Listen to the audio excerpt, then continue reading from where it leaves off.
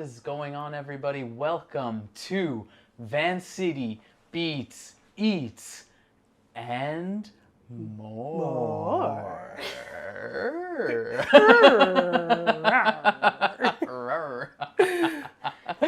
Thank you so much for joining us today. My name is Jamal, and we are streaming live on our YouTube channel, Vancity Beats, Eats, and more. And we're joined today by Sheena, who is also known as Donna Dada. This is episode 6 of our season 2 of the show, and it's funded by TELUS STORYHIVE, so shout outs to TELUS for funding and supporting this critical programming where we highlight and speak to and share the stories of people who are doing really important work in the creative community here in Vancity.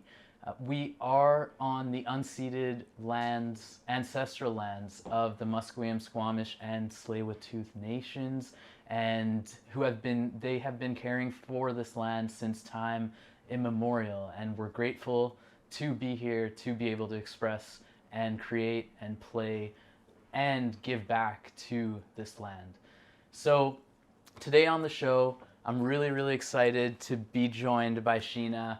A little bit of background. I grew up in Calgary, and that was my first introduction to Sheena because we were in Calgary at around the same time, but I was just kind of coming up and learning about the underground music community, and that's when I had discovered you and been experienced to your DJ sets. Yes, and also attended some events that I know you were involved with as well. Yes. And this opportunity today I'm really excited for because, you know, I know you a little bit, not a whole lot, and we've been able to connect here in Vancouver as well through like B-Side Radio, but I'm stoked for this opportunity to get to know you more. Oh, thanks so much, Joel. I'm looking forward to it too. Don't forget the rolling with the R's. More. Yeah, so thank you so much for your time and coming and joining us. How are you feeling today? Oh, I'm feeling super awesome. Just flew off a work meeting and biked here and very excited, trying to embrace my Vancouver life. As Jamal said, I've done a little bit of a jump from like Calgary to Toronto to Montreal to Finland to LA to Tempe. So I've been all over, but this is my last stop for now. And trying to embrace, you know, the hiking, the biking, the snow sports. We're still a little comes that one, but you know, maybe I'll get there. Yeah, and just we were so lucky to have like the climate that we could actually bike at the end of November. Right. So growing up in Ottawa, where like skin is freezing at some point in the year, yes, I'm very grateful for that. Well, I'll take rain any day. At Ottawa, isn't there the channel that freezes and people skate to work too? That's not me though, but some people do. Yes. Yes, absolutely. So I'd love to begin by asking you a bit about how you grew up. Like, what was your household like growing up, and how did your parents influence your upbringing? Yeah, absolutely. I grew up in a second-generation Canadian household. So my mom immigrated here from Trinidad. My dad's from Nigeria. Grew up in a very musical household, although, like most immigrant children, my mother kind of expected me maybe to go into like, you know, doctor, engineering, something like that. A professional, yes. You know, what they deem to be a safe, you know, financially comfortable position. Yes. So I remember from like being very small, like putting on Michael Jackson records, like listening to like 8-tracks of like all different people, everything from like rock and roll to like reggae to dancehall to like soca. Big up my soca people, my Trinity people. So, you know, that was kind of like my household. I remember my great grandmother dancing to like the Dollar Wines, and she's like 99. So, you know, that's kind of how it went. Yeah. So, you know, when I told my mother that I was going to be doing something a little bit more musical as like, you know, a part-time gig, she was surprised, but she shouldn't have been. Like, honestly, let's be serious. So. Yeah, they brought so much of that vibrancy to you. Absolutely. And I find that like West Indian culture is really like very entrenched in music. My cousin plays the steel pans and like the drum kit and like a calypso band in Trinidad. His daughter supports her in like the steel pan.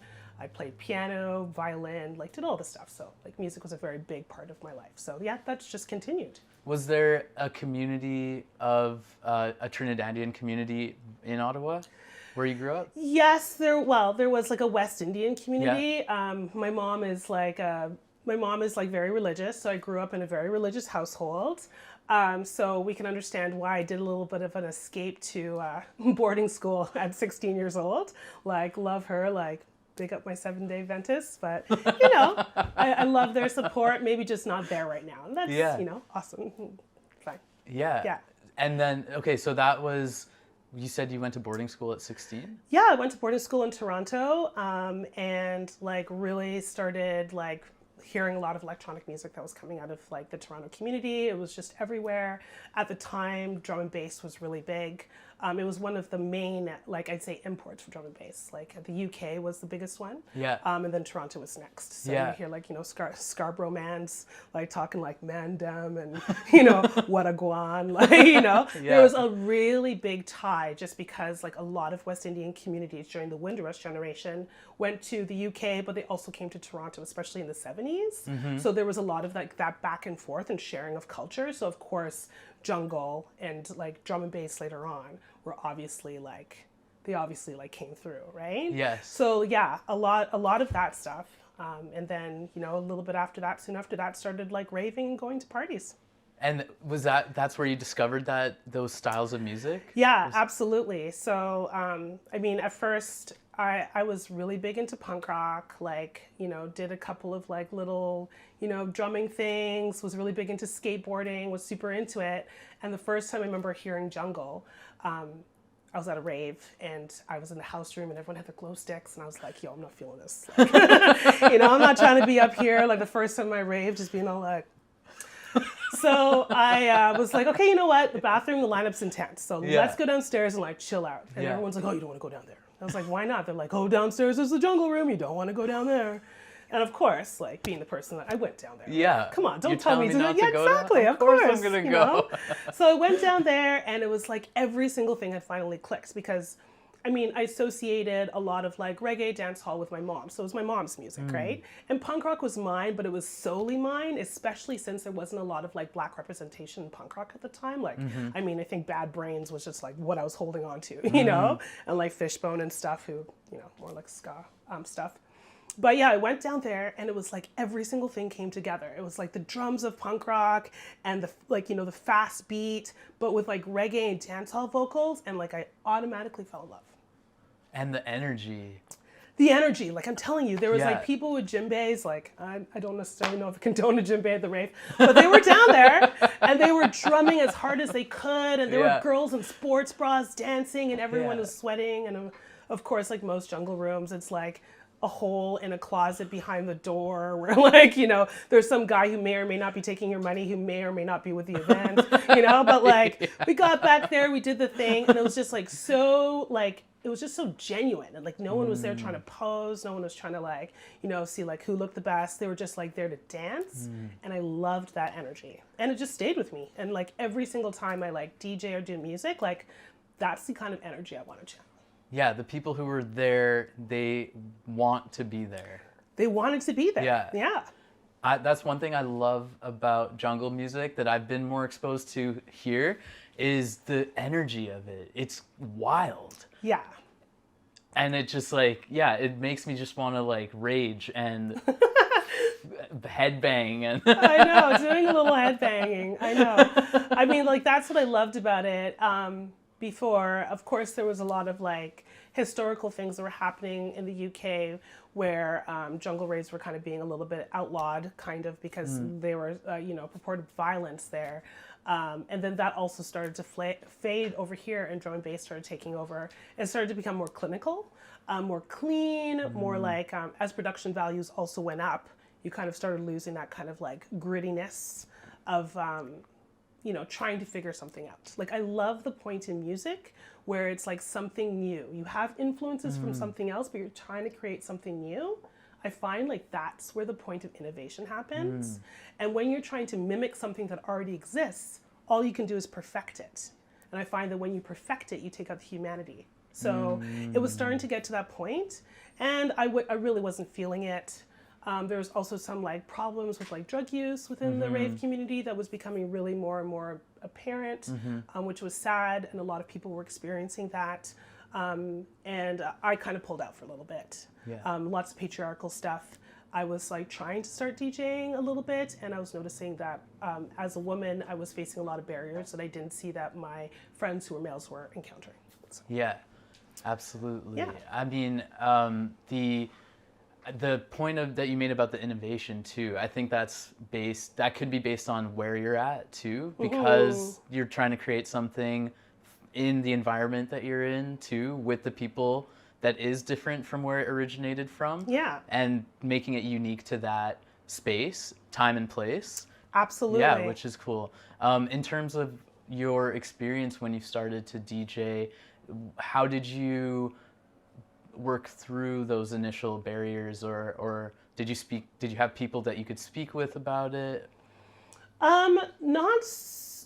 A little bit, not so much. Like the first time I tried to go, I did have a lot of support from the people that I was with at the time who were making jungle. They were very supportive of like me getting in there. There was a lot of like, you know, I was basically one of the like, you know, we were short on Black people for sure, but like we weren't short on like women or like, you know, so yeah, there was a lot of like uplifting there.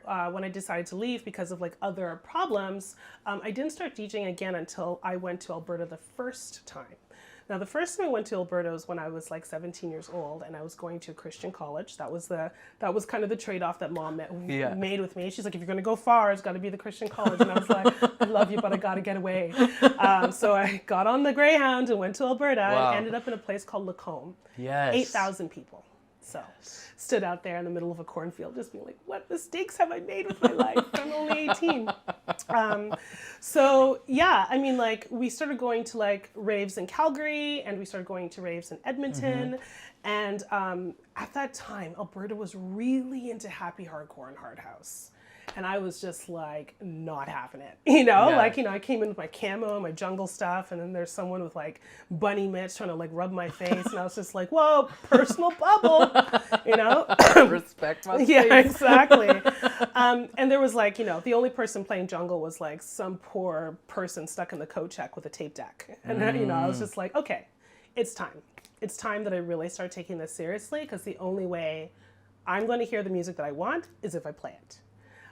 So I went and I got 2 Gemini belt-driven turntables. Whoa. I have never even heard of Gemini. Yes, they were horrible. They were no techs, let me tell you.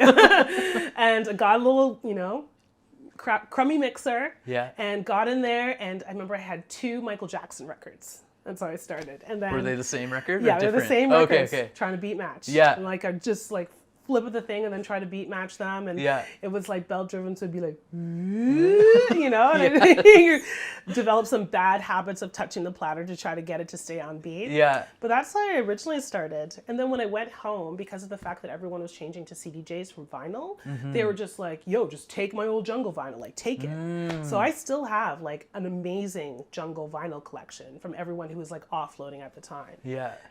All those people, don't try to come buy them back, okay? They're mine. So, yeah, that's how I started. And it was just like trial and error and bit by bit, and yeah. So when you went back, were you continuing to DJ vinyl? Yes, I continued to DJ vinyl in some sort of form. So it was either vinyl, and then I went to Serato vinyl. Yeah. But I do remember one time in Calgary, I was opening for Juan Atkins, and they had CDJs, and I went home to get my turntables. And I was like, oh, I can handle these CDJs. Went, got a taxi cab, brought the turntables back, and mixed vinyl. And that was like not that long ago. Like if you'll notice, I just recently started hitting the cue button. But before, I used to cue the platter on the CDJ. And everyone's like, what are you doing? And I'm just like, ooh, I'm dating myself. That's what I'm doing. I mean, those are still really good skills to hold on to. I guess. Yeah. Sure, make me feel better. Where's my olive olay? And then, so when you went back to Ontario, is that where you went back to, Ontario, after? Yeah, afterwards I went to Ontario and was DJing out a little bit, but like I was experiencing like really high anxiety. So it really affected the way that I would like play, because I'd DJ and then I'd beat myself up about it. I'd be like, I need to represent Black women. I need to represent like women. I need to represent this group or that. You know, I need to represent the person that's crossing the street right now. And like all of that stuff just was like weighing so heavily that when I'd make a mistake, I would wake up crying about it like weeks later. And it came to the point where, like, although I loved like the hour on stage, the lead up and the post were just becoming like so intense that I needed to take a break and find ways to like express my artistic side in other ways, which led to a couple of projects like Freq, led to like, I did play at Modern Math, but it led to a lot of like the support and planning and playing for Modern Math. Being with a crew was really helpful to my anxiety. And it eventually led to like my change in profession. Okay. So you touched a bit about Freq magazine. Can you tell us a bit more about it? Yeah, for sure. Started,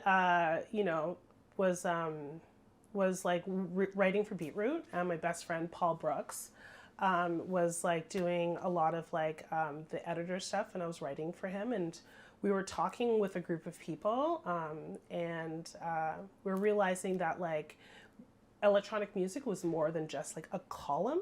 It like had so much more. Like there was like so much more about the lifestyle and the culture and the things that we were interested, having like electronic music at the center that needed to be explored. And that's how we started Freq magazine.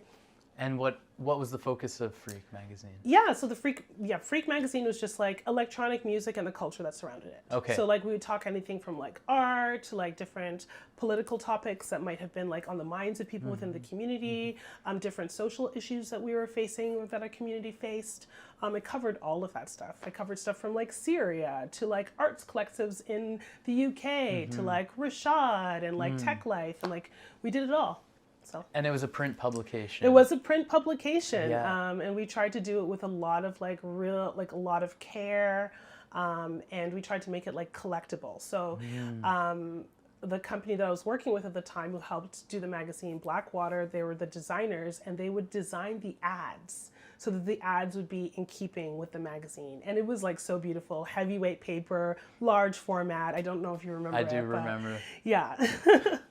So yeah, lots of support from like my editors, Kayla Graham and Magda Gorski, and yeah, we just like tried to do the thing. Oh yeah, much respect for that. Just something physical too, that people can hold on to and keep and feel, you know? I know. So much love goes into that. Yeah. How did Freq magazine evolve over the course of it? Yeah, so it started off kind of like as a flimsy paper magazine. We were doing it in concert with Beetroot. It was kind of like a split off of Beetroot. And then after that, we were just like, okay, it does take immense pressure to like do a full magazine every single month, especially since it was off a lot of our side of our desks. At that time, I was taking my master's in urban planning.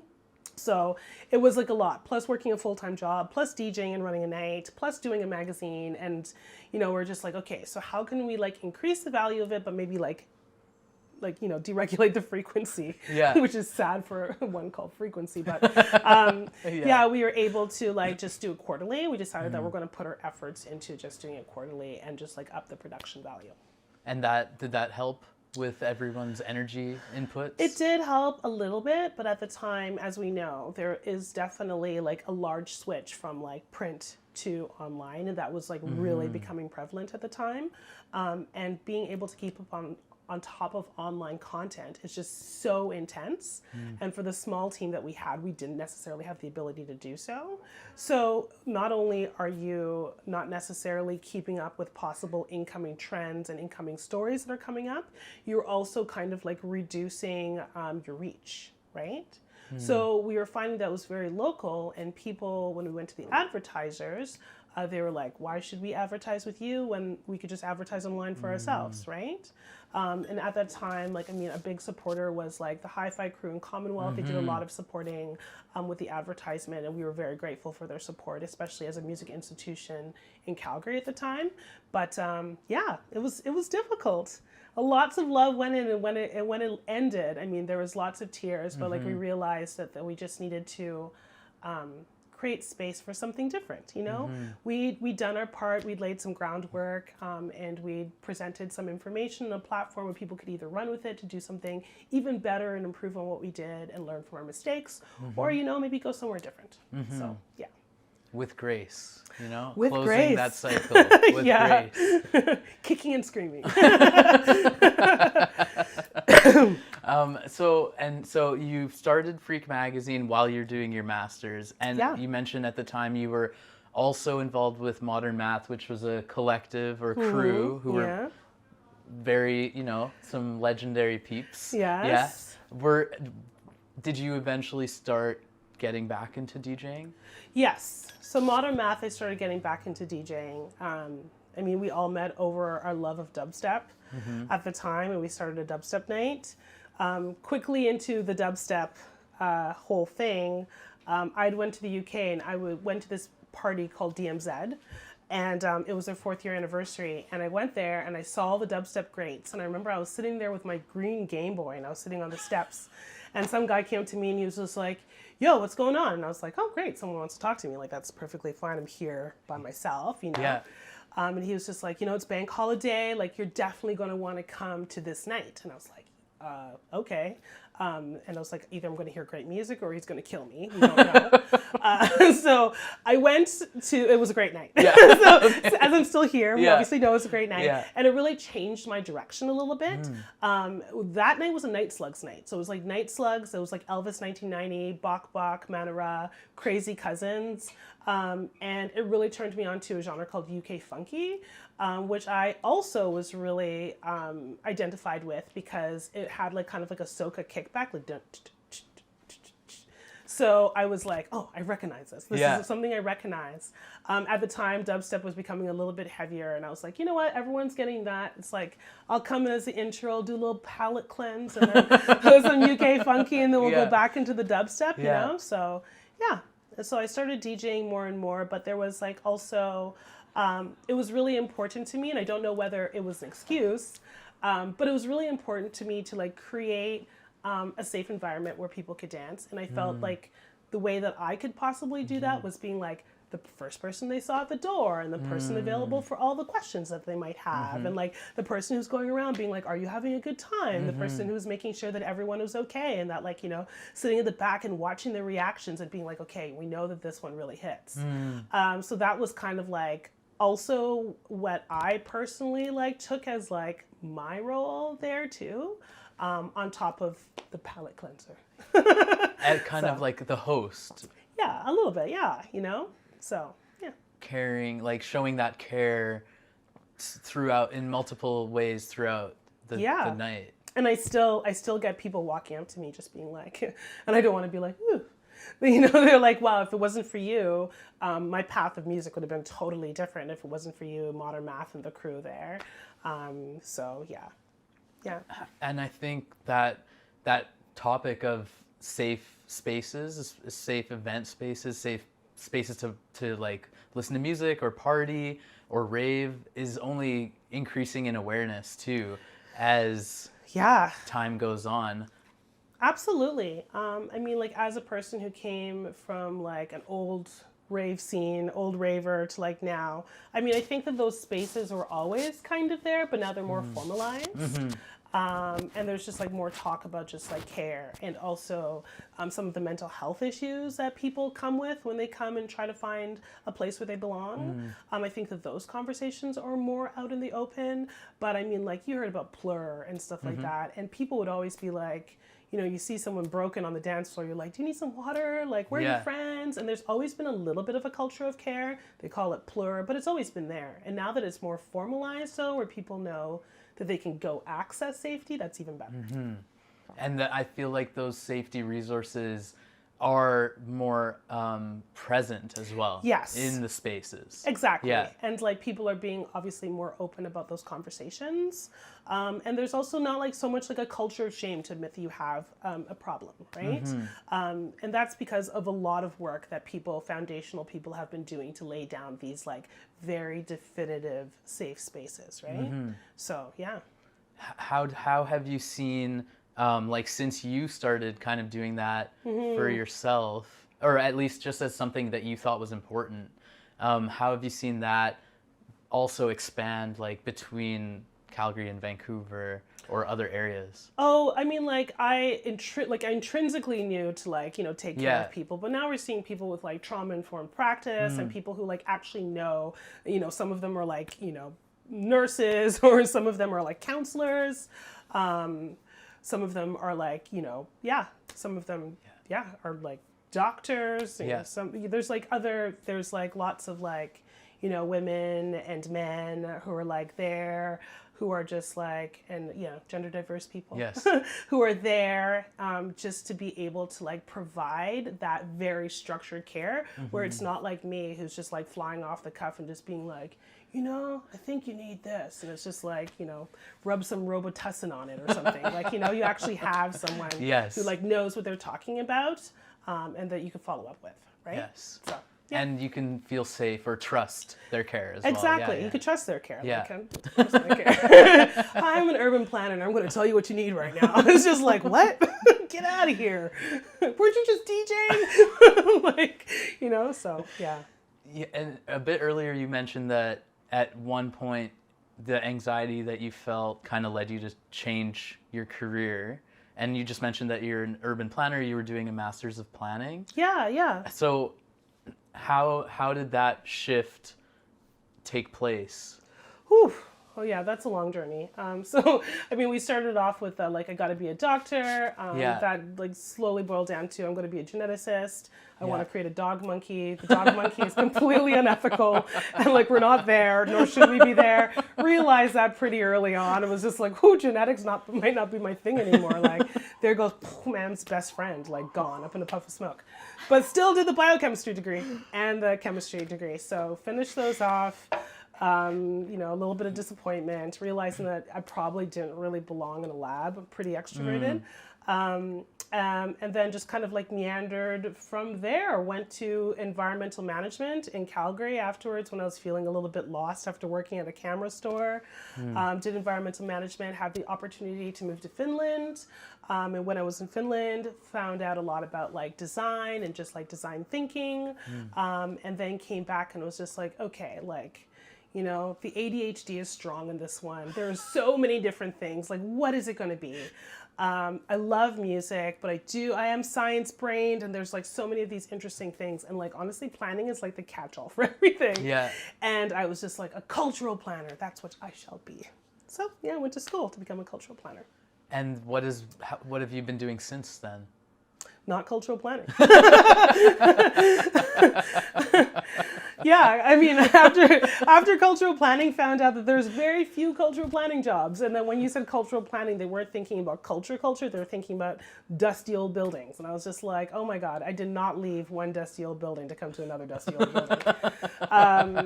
So I was doing a lot of planning adjacent work, and I'm pretty stubborn. And after I finished school, I was like, I am not going to be a person to be stamping development papers. Like, that's not me. It's someone, but it's not me.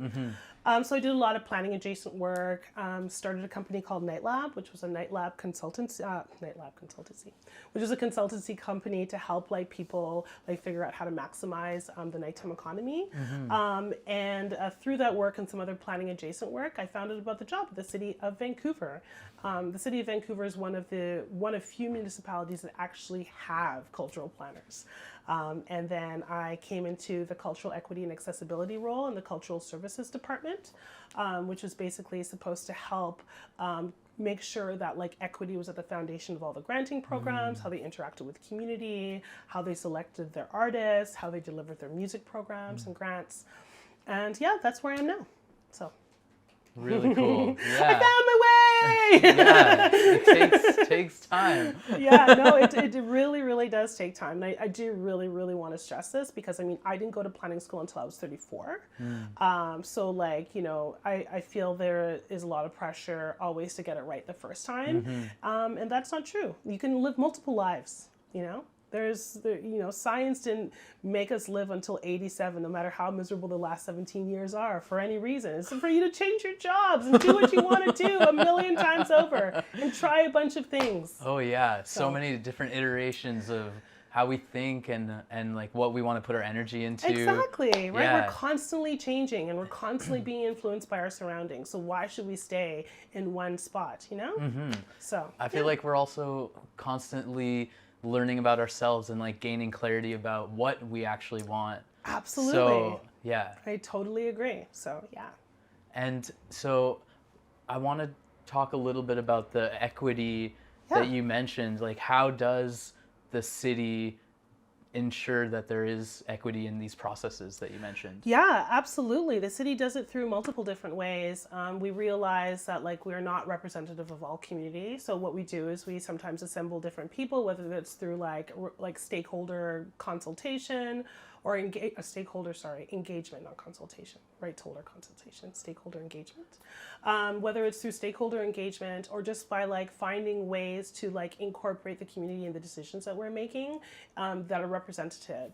And what we're saying when we think about equity, we're thinking about like uplifting historically marginalized voices because like, you know, in the past, they were like not allowed to access like a lot of the resources or the wealth or the opportunities that other populations are. So what can we do to make sure that they do have those opportunities now? And like trying to like balance that out. So yeah. And do you feel that that is like a process that's been like honored and is still respected, like that they do implement? Yeah, absolutely. Yeah. I've worked or been like close to working with other municipalities, and the city of Vancouver, I do work for them, but just like in general, like I feel that they're doing some really good work.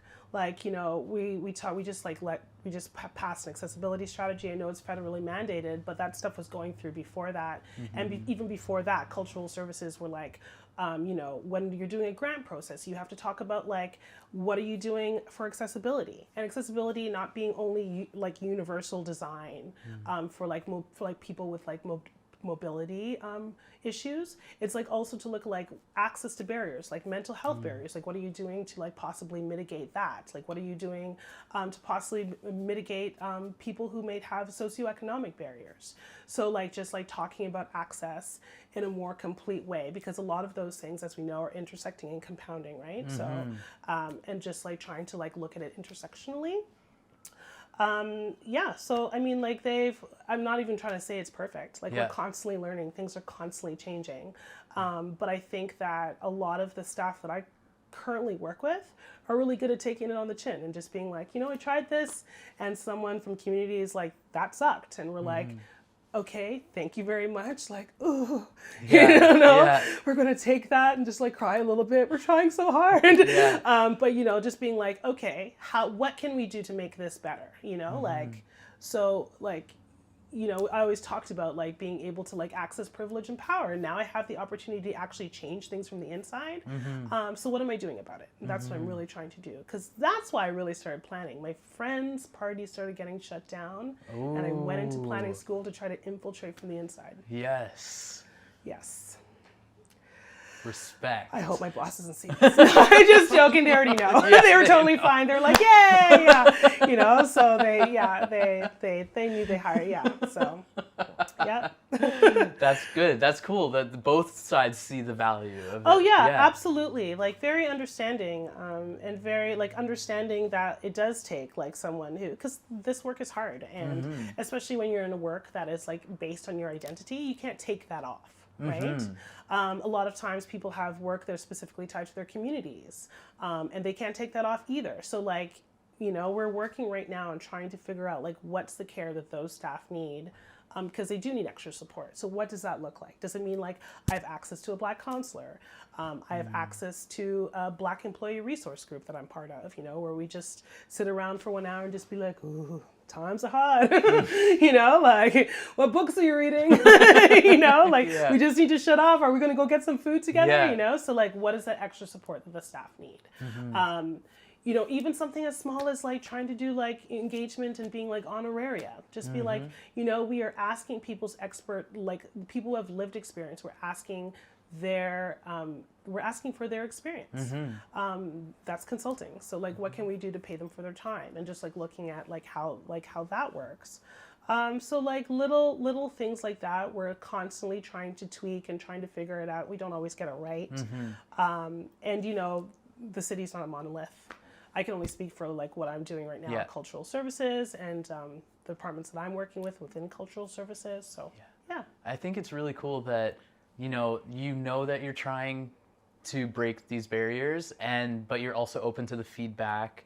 And although it might, you know, hurt a little bit because of all the energy you put in, you're still taking those strides forward. You got to strip away ego, right? Because the hurt comes from the fact that you're just like, you don't know how much work I put into this, and you don't know how much, but like, it doesn't matter. The outcome still created harm. So like, what you have to do is you have to own up to that and be like, hey, listen, even though this went into it, all the thought went into it, you know, it still caused harm. So like, that's the way that it, you know, I gotta say sorry for that. Like, you know, a lot of times people are just like, oh, you're the city, the VPD. And I'm like, I'm not the Vancouver Police Department. I'm the Cultural Services Department. But like, you know, that's not my place. If someone is like actually like trying to tell me how they feel because they have some unanswered need, to tell them the difference between where our two different departments come from or like where our two organizations come from. So I just sit there and I'm just like, thank you very much. And I'm going to see how this information can be fed to someone who could actually do something about it. Right? So, yeah. And I mean, and also, it's important, I think, to have you in this position because the city, it's beneficial to the city as well to have culture and in the form of like people playing music or gathering around music. Yeah, absolutely. I mean, our music planner is dope. Like when, you know, so yeah, we have like every single person has like some draw, like people who have like theater majors or like, you know, other things. They've been working with the Powell Street Festival or they've like, you know, they're really into books before or like working for different festivals. So there's like all this like really, there's this artistic thread that runs through everything that I really love, even though we're doing like more sort of like administrative, like policy, you know, city work. So, yeah. Are there any other comrades, like people who you're like, oh, you're one of us, like musically, or like people who have like that music background? Oh, there's one person in the Spaces team. Shout out to Julie. I was just like, you know, saw each other at a couple of like dancing events, and it's super great. Sometimes I cut back, and she's been there, and I didn't even know she was there, and everyone's like, yeah, she was there, and I was like, sick. That's dope. So I was like, I see you. Yes. When we come back from Base Coast the week after, and we're all tired and dusty and coughing from the dust, I'm just like, I see you, Julie. Yes. In terms of, I mean, I think that diversity, equity, and inclusion, the umbrella term, it's kind of like there's a couple sides to it. You know, some people have mentioned that it's maybe doesn't stand up to like what it's meant to, or like that it's more words than actions. Do you think, what else do you think that we could do as like civilians and people, or on the city side of things, to take maybe more accountability? Well, I think it's first about the way that we talk about it. A lot of times people are like, we're going to add an equity lens to something. Yes. And I'm just like, you know, equity is not an appendage. Equity out of the house is your foundation. So like, you know, your finances could be equitable. You're like, you need to think about everything with equity in it. It's imbued all the way through every single part of the process. It's not something that you just add on at the end and try to like mold it into a more equitable format. And I think that we're really moving away from that. So that's really good. But like, I mean, honestly, There's a lot of work to be done for sure. I think that we, like everyone has unconscious biases. That's just the way that the world works. But at the end of the day, it's like what you do with those unconscious biases. Like your brain's lazy. It's like built to be lazy, and it's built to take the quick route to an assumption, and that's just the way it is, right? But it's not that quick assumption. It's like what you decide to do after you've just been like, oh, brain, what was that? You know, pack it away. Let's like figure out like what the reasoning is behind this. Yeah. So like, I mean, those are really good things, but we have like come pretty far. I would say that like what needs to happen is I think we just need to listen to each other more in ways that are just like open and try to reduce our defenses. And, you know, just like I am with the city when I just like take that hit and I'm like, oh, but like I did this and this and this. It's just like, take a deep breath. I'm taking in what you're going to say. Like, I don't agree with it. Like, you know, I could say that, but at least I'm like listening and trying to figure it out. I think the city needs to do more listening. I need to do more listening. I think we all need to do more listening. We need to like genuinely listening to what communities want instead of assuming what they want, and all of that stuff. So, yeah. You heard that. Listen. Open your ears. For those tuning in, welcome. We are sitting here with Sheena, aka Donna Dada, and just want to say thanks for tuning in. Tell your friends about the show, Vancity Beats, Eats, and more. And so, thank you so much for just opening up and sharing all of that you've been sharing. Like we've been going through the Sheena's journey from like growing up to getting into music to school and those decisions and also the experiences throughout all of them. I wanted to ask you a bit about Night Lab, which you touched on. Yeah. So it's a consultancy group that consults about nightlife and maximizing nightlife like potential, like, and yes. like honestly, like re-educate. It ended up being a lot of re-education. Sadly, we started in 2019, just when COVID hit. Yeah. It was like myself, my really good friend Nick and Martina. And yeah, it was just about thinking about night holistically and like understanding that it's not just about nightlife, but it's about all the things that are like kind of connected with it. I was really interested in nightlife when I realized that my mother, who like worked 2 jobs, would come home at 11 o'clock at night, get dropped off at a bus that frequently ran, had to walk up a street that wasn't lit. Like all of these things are things that we need to think about when we think about the night. It's not just about a restaurant or a club, but it's also about the people who are night workers, bus drivers, like Uber drivers, like all of these people are using night space as well. So like how could we create a city that is like functional in every single way? Right? So that was kind of like the way it was. That's what we were talking about. Did like a lot of talks. Went to Chautauqua where I spoke to a lot of. The reason why I'm taking a deep sigh is because the next week on the same pulpit, on the same stage, Salman Rushdie got stabbed. And I was like, oh my goodness. Yes. Yeah, also like talking at Chautauqua. But I mean, like the place, it was an amazing experience where I actually got to talk about like different things within the night economy and just about how to be proactive instead of reactive, about ways to like do monitoring without policing and about like being able to like answer some of the questions before they became an issue. So that was really good. I have to admit it has been on hold. Having a 6-year-old, DJing, starting a new job, moving from Ottawa across the country. I moved in with my partner Christian at the same time, came from Toronto, who's also a planner. It was a lot. My friend also moved into a pretty big position in the cultural department at the City of Ottawa. So we had covered 2 cities and we're just like, who can we consult with if we're already working for 2 cities, you know? And that became a thing. But I mean, like, it's not dead in the water. Our site is still up there because we do believe of the importance of it. What I have been doing is I have been kind of like nestled under another company called Vibe Lab. The person who started Vibe Lab was Mirk Milan, who was the night mayor of Amsterdam. the first Nightmare of Amsterdam. So I've done some work with him and his company, great team of people. We just recently helped Toronto with their facilitation when they were talking about rezoning and bylaws for nightlife spaces, restaurants, bars, etc. So that little bit of side work is still working, but like I have to admit that my focus has mainly been sort of like this life, which I'm barely holding on to. I know. I was talking to my friend and she was just like, do you even DJ? I was just like, yeah, I do. She's like, you just don't care about social media, do you? I was like, I do care. I just don't have time. If anyone wants to do my social media, please talk to me because I have no clue. What's the TikToks? I don't know. Yeah, I mean, you got to decide where to put your energy into Yeah. and what serves you too. Yeah, absolutely. And I mean, like, you know, I find that it's like I would love to be out. I'd love to be, you know, there showing face and being there supporting all their friends and all the shows. But, you know, you go out, it's like $150 in babysitter fees. And right there I'm in the minus. And I'm just like, yeah, you know,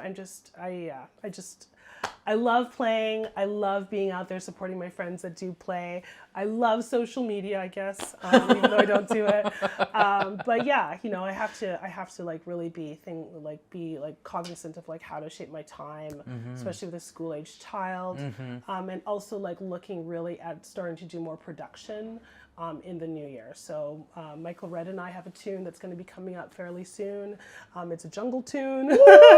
Yes, so Michael. Air horns. Yeah, exactly. We love Selecta. So it'll be that, and you know, also doing some more like formalized Ableton training in the new year as well. So looking forward to that. Starts in January, so wish me luck. Yes, best of luck. Yeah, Thanks. so music production, making music. Yeah. That's where you're kind of stepping into. Yeah, you know, like I kind of, yeah, it's like I have music in me. I have like lots of ideas. I always have. I have been intimidated by, I'm not very great with details and I do get overwhelmed easily. So you get there and someone's like, this is what you do, blah, blah, blah. And you're just like, oh my God, you know, and then you just like put it away and start freaking out every single time you touch it. But, you know, working with someone who was super great, who like had more knowledge of the program and being able to like spit out ideas and back and forth and seeing those ideas realized was fantastic. But like I also realized that people are busy and they don't always have time for co-creation. So like I need to like at least learn how to be able to like express my thoughts. We're going to start with a sketch. We're not going to be disappointed when the whole tune doesn't match what's in my head. But we'll start off small and then we'll just keep going in increments.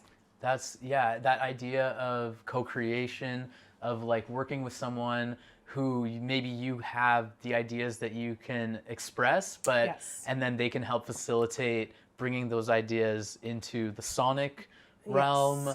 Exactly. Oh, that's really cool. Have you felt or been co-creating with people in other areas as you were going through your journey? I've had like a couple of really like good moments. It's always like, let's do this. And then it happens. One that's on my SoundCloud right now is with, Sandro. So Sergio SP. So it's like the reason why I'm saying that it's like Mr. Geography, Sergio Level, Sergio SP, so many aliases. who I did modern math with. We just were roommates at one point and we did like a quick one-off. And it turned into a really dope song. Michael and I were like hanging out. Michael Red and I were hanging out. And again, we were just like, let's sit down and do it. And I was just like, this is a song that I want to remix. And it just like flew right off.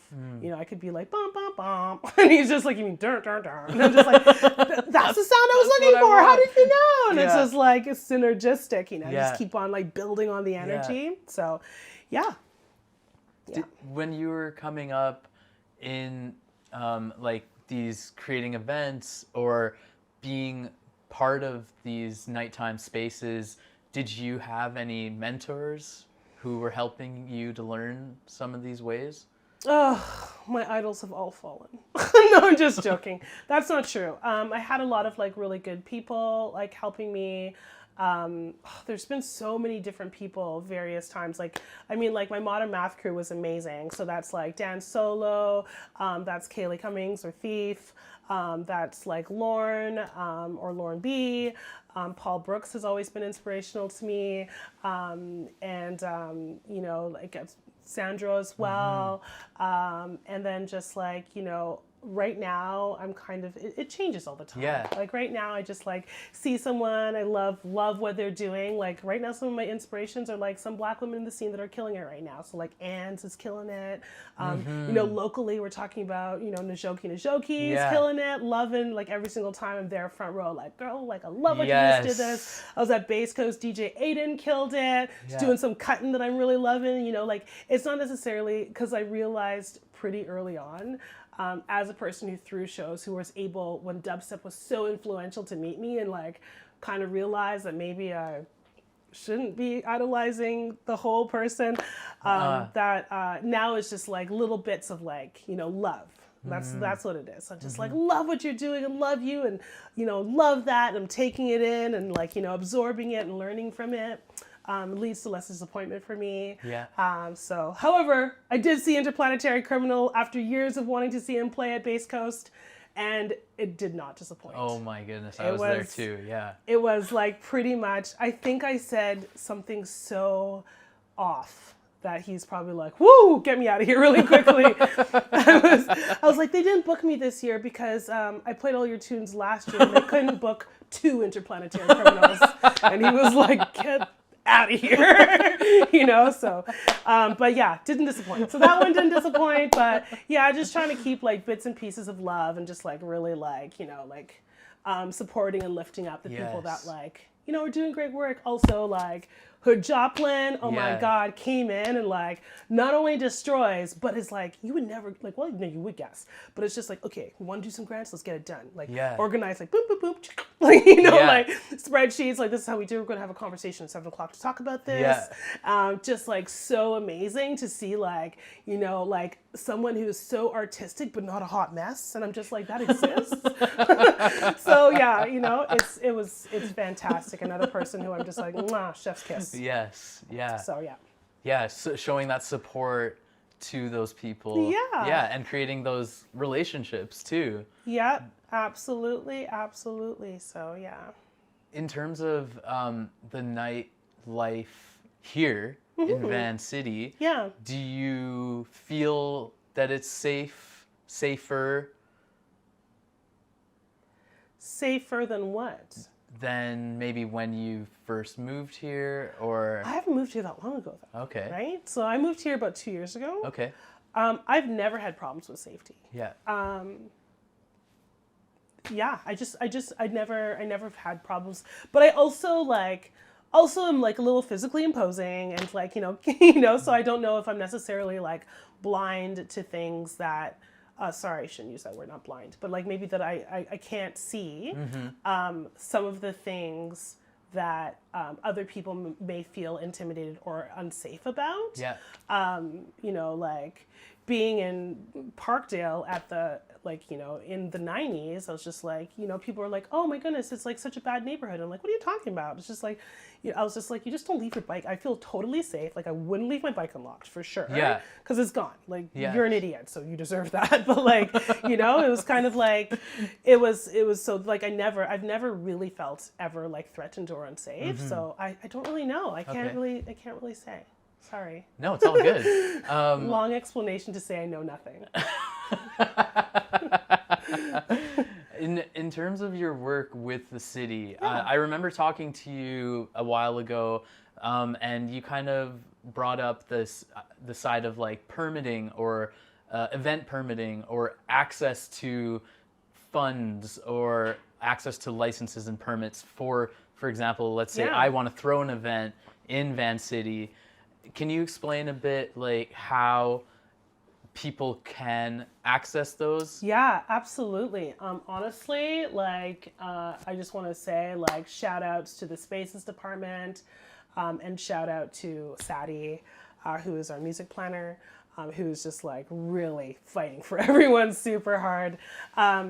Yeah, I mean like right now, the artist events license allows you to throw parties in unconventional spaces. It allowed you to do it for 3 times a month. Afterwards, after doing some just brief fire checks and stuff to make sure that you have the proper exits and like to give you the capacity, you were able to change like storage space, like office space, like retail space into an event space, as long as it was in the designated zones, right? You can't do it smack dab in the middle of like Strathcona, right? But there are like definite distinct zones that you're allowed to do it in. City Council just passed, and now you're allowed to do 6 times. A month? 6 times a month. Wow, in the same space? Yeah, like example? in the same space. So you're allowed to do 6 times a month. And like when I shopped that like that idea around to like other municipalities, they didn't have the ability to do that because of like certain planning restrictions. So the fact that we have that in Vancouver is like pretty unique. And also the spaces to be able to do it. So yeah, I mean, like every single time, I mean, those teams are like just fighting because we have a making space for arts and culture cultural plan, which is like no loss of cultural space. Yeah. In fact, like improving, like having more cultural space. And that team works so hard. They're constantly fighting to like make sure that artists have space in all ways, from like music space to like, you know, Class A space, which is more like art and like acoustic sort of like working space. Class A studio space. So yeah, I mean, they're really trying, but there's a bunch of stuff that is like completely out of our hands that every single place across the world is facing. You know, just like there's a lack of housing, right? And people are like developing housing. You have some places who have the agent of change principle that just says whoever changes the area is responsible for the noise mitigation.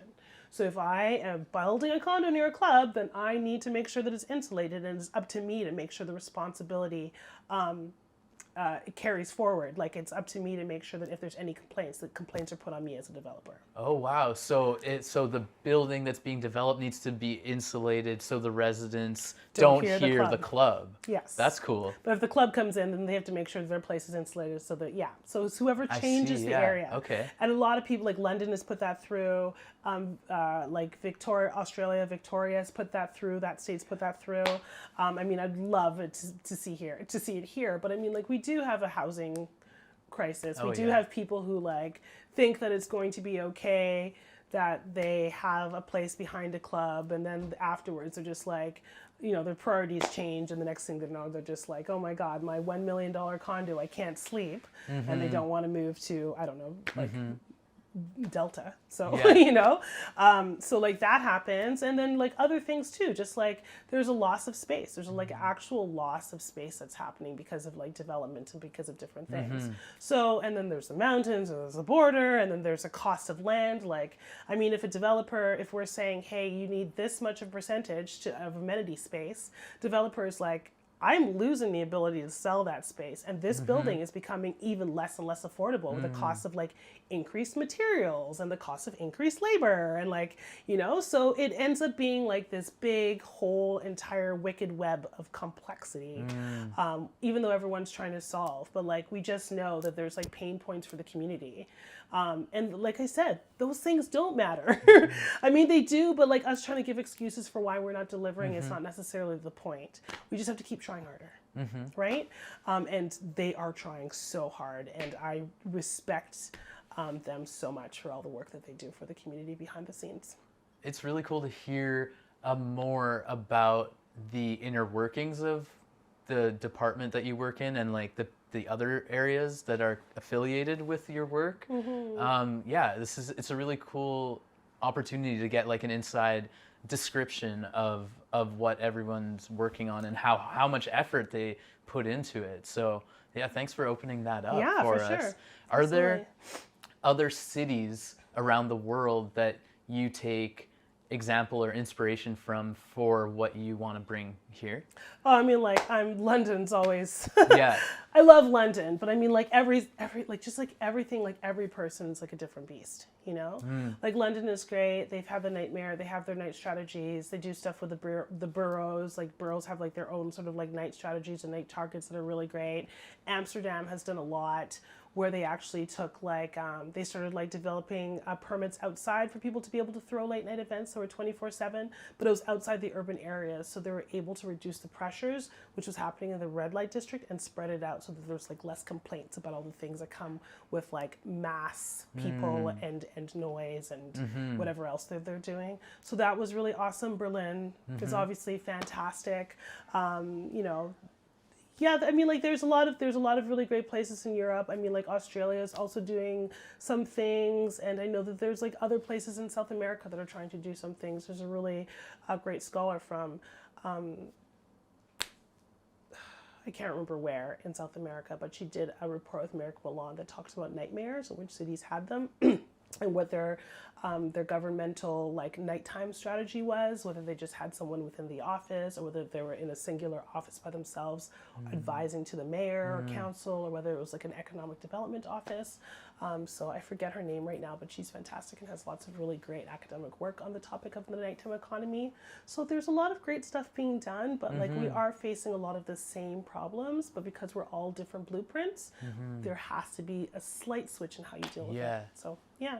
Yeah, what are some of those problems that we face here?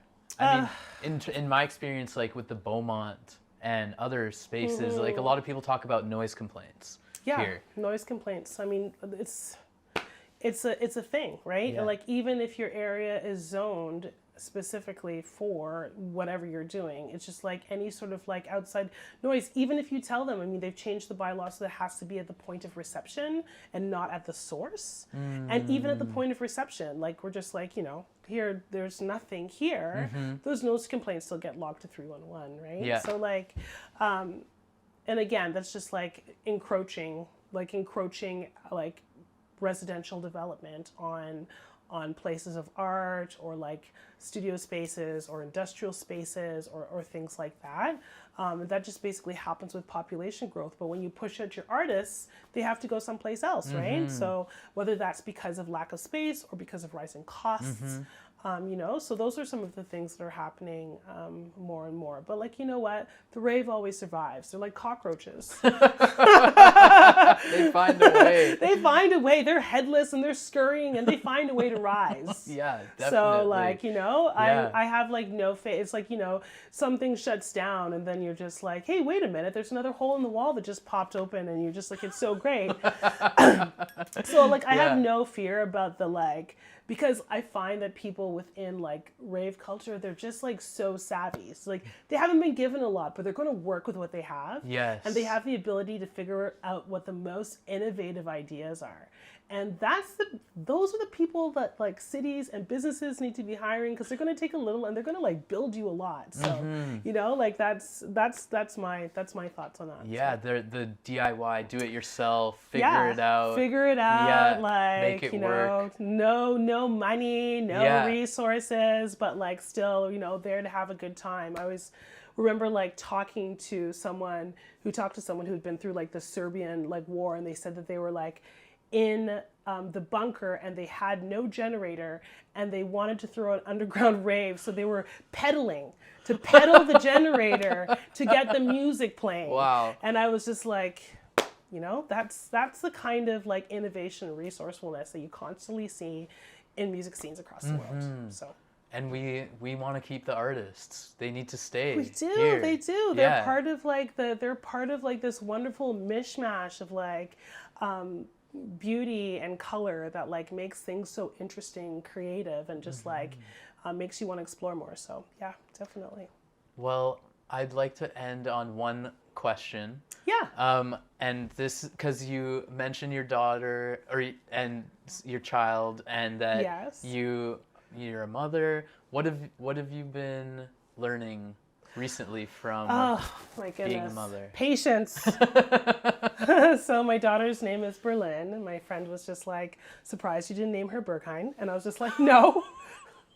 I'm not that kind of mother, okay? Just like, sort of. But yeah, she's just like teaching me so much. Like it's a lot of patience, and also teaching me that like I don't necessarily have to fit into a mold of what I think a mother has to be, that I could still give my daughter the love and care that I have and not be like what I thought a mother had to be. Like I don't have to necessarily give up my life. Like I'm still, it's more difficult, but I make sure that I create the space, time, and care for her. But that I'm also like, you know, like in my mid 40s, and I'm going to go out and I'm DJing, and I'm going to go do stuff. She's DJing with me. Sometimes we sit there and we do it together, and she loves it. And like we just like, you know, pick up music together, do dance. She does hip hop dance. She just like does a bunch of different stuff. And I think that a lot of times like people feel like they need to give up the rave because of the fact that it doesn't necessarily reflect what they know. But like, come on, like we're here to reinvent our own stories. And as long as we're creating an environment where, you know, a child could thrive, like, yeah, you can still listen to music. Yes. You can still go and dance. You can still DJ every now and again. You won't get to your social media, but you'll be able to do everything else. Yeah, as long as there's that intention of like love and care. Exactly. Yeah. Love and care and nurturing and just like trying to make sure that they're like better people than you are. Right? That's what I just constantly strive for. Amazing. Thank you for sharing. Thank you for your time. Thanks for being thanks here. so much for having me. It's been super fun. Yeah. I talk a mile a minute, so No, sorry. it's My great. apologies. No, I really appreciate you opening up and sharing with everybody about yourself and your stories and Thanks so your journey. much. And I'm really excited for the work that you're doing. And yeah, I think Thanks. everyone who raves or goes to music events or, you know, is excited. And we're all excited to have you on the inside. Oh, yes. Yes. So we've been here today speaking and getting to know Sheena, who you might see slaying the dance floor as Donna Dada. Thank you again. This has been episode 6 of Vancity Beats, Eats, and more.